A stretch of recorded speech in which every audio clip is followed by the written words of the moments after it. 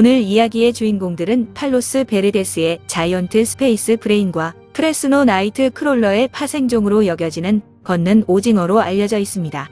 이것들은 여태 접한 외계인 접촉 사례들 중에 가장 황당하고 미친 이야기이지만 우리가 살고 있는 지구 행성에는 종종 상상이 불가능한 생물이 출현하고 과학적 분석이 힘든 사건들이 벌어집니다.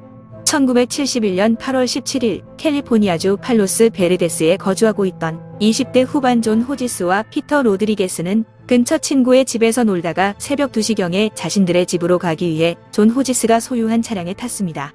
존이 시동을 걸고 헤드라이트를 켜자 즉시 두 친구는 도로에서 아주 이상한 무언가를 목격했습니다.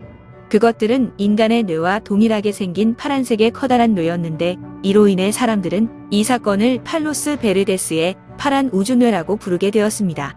분명한 점은 파란색의 거대한 뇌는 화물 트럭에서 떨어졌을 수도 있는 모형이나 소품이 아니었다는 것입니다.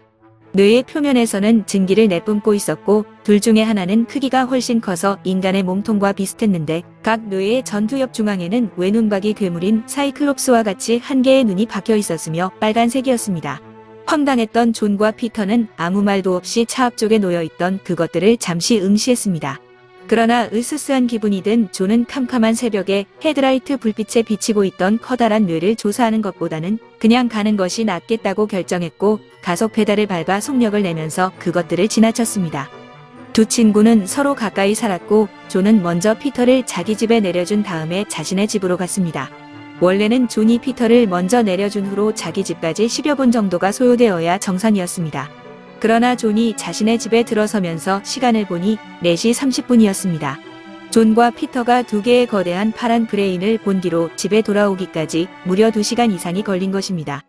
여기서 중요한 점은 존은 모든 외계인 납치 피해자들이 겪은 것과 똑같은 시간 손실을 겪었다는 것입니다.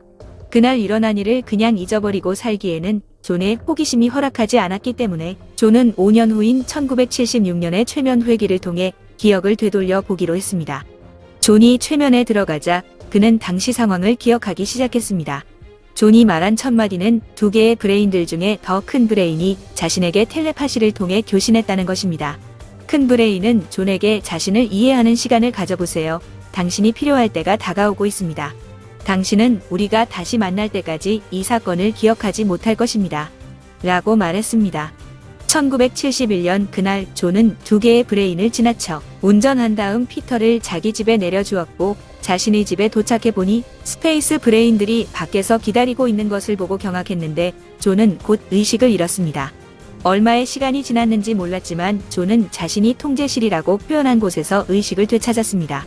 그곳에는 컴퓨터로 보이는 전자기기와 여러 장비, 스페이스 브레인, 그리고 회색 피부의 그레이 외계인들이 몇 있었습니다. 이들 그레이는 일반적으로 알려진 그레이의 생김새와 달랐습니다. 존은 이것들의 키가 어림잡아 7피트 정도였고 물갈퀴가 있는 6개의 손가락과 발가락이 있었다고 설명했습니다. 그레이 외계인의 경우 키가 큰 그레이가 존재하기 때문에 이상한 것은 아니었지만 물갈퀴가 달린 손과 발을 가진 그레이는 아주 특이한 사례이며 이러한 유형의 그레이는 그때까지 보고된 적이 없었습니다. 존에 따르면 그레이 외계인은 파란색의 스페이스 브레인의 정체가 그레이 외계인들의 통역사 역할을 하는 생체 기계라고 말했습니다. 이런 생체 기계 브레인을 통해 물갈퀴를 가진 그레이 외계인은 인간과 텔레파시로 대화할 수 있다고 했습니다. 생체 기계 브레인은 지구상의 모든 언어에 대한 데이터베이스를 가지고 있었고 외계인이 표현하는 모든 단어는 지구상 어떤 언어로도 즉시 번역될 수 있었습니다. 그레이 외계인은 그 이상한 브레인이 무엇인지 설명한 후에 존의 뇌 속으로 핵무기는 나쁘다는 메시지를 전달하면서 홀로그램 이미지도 전송했는데 존은 핵폭탄이 폭발하는 것을 보았습니다. 그리고 이어지는 외계인의 획기적인 프리젠테이션에서는 텔레비전과 유사한 화면을 보게 되었고 그것에는 많은 점이 찍혀 있었습니다. 이 이미지는 두 개의 파란 브레인들 중에 큰 브레인이 외계인의 생각을 읽고 존의 뇌로 전달한 것입니다. 화면 속의 점들은 너무 많은 힘을 가진 지구상의 영역이라고 설명했는데 구소련과 미국의 핵무기가 보관되던 세계 여러 지역이라고 추측되었습니다. 그리고 다음 장면으로 존은 다른 행성의 사진을 보게 되었습니다. 이 행성의 외형이 어떻게 생겼는지, 어디에 있었는지 또는 있는지는 전혀 모릅니다. 하지만 존이 이해한 것은 그 행성이 너무 많은 힘을 가졌기 때문에 끔찍한 핵전쟁이 그 행성에서 벌어졌다는 것입니다. 그리고 존은 그 자리에서 지구 인류가 권력 남용을 중단하지 않으면 그 행성과 같은 끔찍한 결과에 직면할 것이라는 경고를 받았습니다. 1년의 이상한 것들을 경험한 존은 갑자기 자신의 몸이 윙윙거리는 느낌을 받았다고 했습니다. 그리고 언제 어떻게 돌아왔는지 모르지만 그는 자신의 차내부에 있었습니다. 그레이나 거대한 우주 브레인도 없었고 마치 아무 일도 일어나지 않았던 것 같았습니다. 최면에서 깨어난 존은 자신이 통제실로 부른 공간이 실제가 아닐 수도 있다고 말했고 그 공간 또한 홀로그램 프로젝션일지도 모른다고 추측했습니다. 왜냐하면 자신이 통제실에 있을 때는 자신이 보고 있는 곳만 형태들이 존재했고 나머지는 온통 검은색이었기 때문입니다. 존은 또한 그레이 외계인이 자신과 접촉을 유지할 수 있도록 뇌 속의 번역기 세포라고 부르는 것을 이식했다고 의심했습니다. 최면 세션 후에 존은 예언가로 진화했습니다.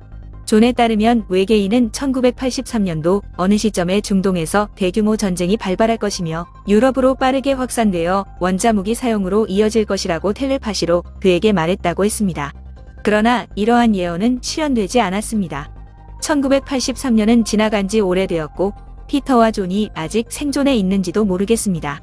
존은 최면에서 기억을 얼마간 되찾으며 일종의 영웅 심리를 표출한 것 같지만 다른 예언은 하지 않았습니다. 그는 계속 침묵을 지켰고 더 이상 아무 일도 일어나지 않았습니다. 흥미로운 것은 존의 외계 브레인 경험담이 세상에 알려지기 한참 전인 1957년 아로스 행성에서 온 브레인이라는 영화가 개봉되었다는 것입니다. 영화 속에서 외계 테러리스트는 뇌 모양의 괴물과 함께 지구를 침공하고 인류 정복을 시도합니다. 그리고 1996년도 영화 화성 침공에서는 뇌가 드러나 보이는 화성 출신 외계인들이 등장합니다.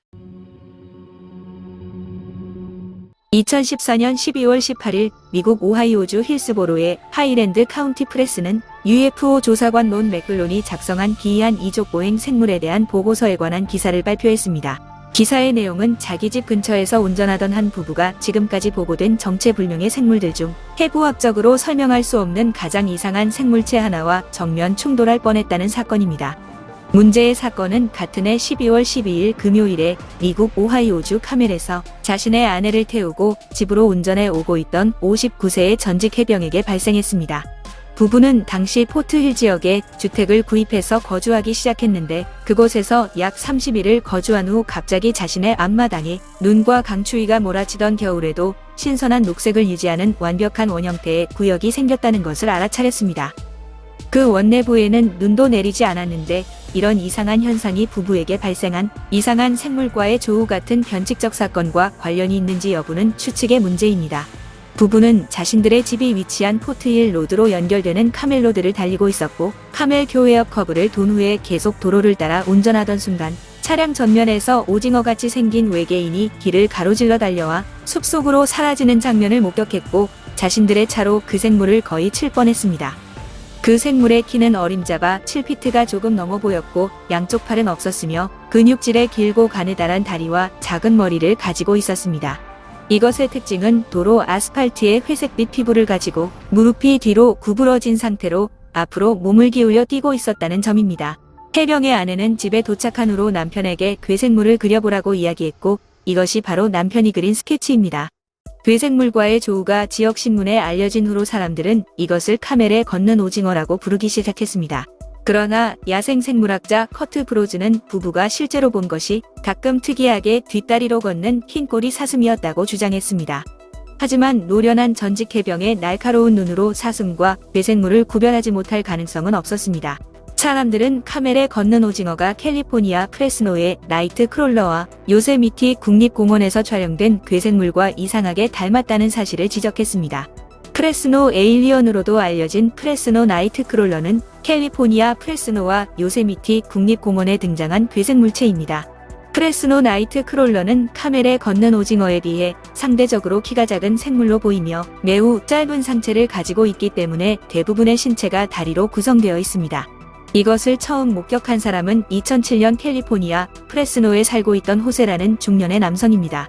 자신의 개가 심하게 짖는 소리에 잠에서 깬 호세는 구형 모델의 CCTV를 통해 자기 집 앞 잔디밭에서 작은 키에 팔이 없고 다리가 2개인 한 쌍의 생물이 걸어가는 모습을 목격했습니다. 그것들은 차분하고 조용해 보이면서 천천히 잔디밭을 우아하게 미끄러지듯 가로질러 가고 있었습니다. 여러 초자연적 조사관, 과학자 및 전문가가 영상을 검토했으며 괴생물체를 조작하기는 어려울 것이라고 판정을 내렸습니다. 포세는 VHS 테이프로 출력되는 오래된 보안 카메라를 사용하여 영상을 녹화했기 때문에 영상의 품질 자체가 좋지 않았습니다. 프레스노 나이트 크롤러는 사이파이의 진실 또는 가짜 리얼리티 쇼인 파라노멀 파일의 두 번째 에피소드에 취재가 되었고 취재팀은 괴생명체들을 설명할 수 없다고 판정했습니다. 요세미티에서도 역시 보안 카메라에 같은 형태의 괴생명체가 녹화되었습니다. 2011년 3월 요세미티 국립공원의 관리인은 보안 카메라에 녹화된 두 발로 걷는 괴생물 두 마리를 발견하고 상부에 보고했습니다. 이들 생물은 헐렁한 옷을 입고 있는 것처럼 보입니다. 이런 괴생물체의 존재를 확인하거나 부인할 충분한 증거는 없습니다. 대부분의 증거는 이것들이 교활한 시각적 효과의 결과라는 결론을 가리키는 것으로 여겨지지만 영상들이 연출되지 않았을 가능성을 완전히 배제하기는 어렵습니다.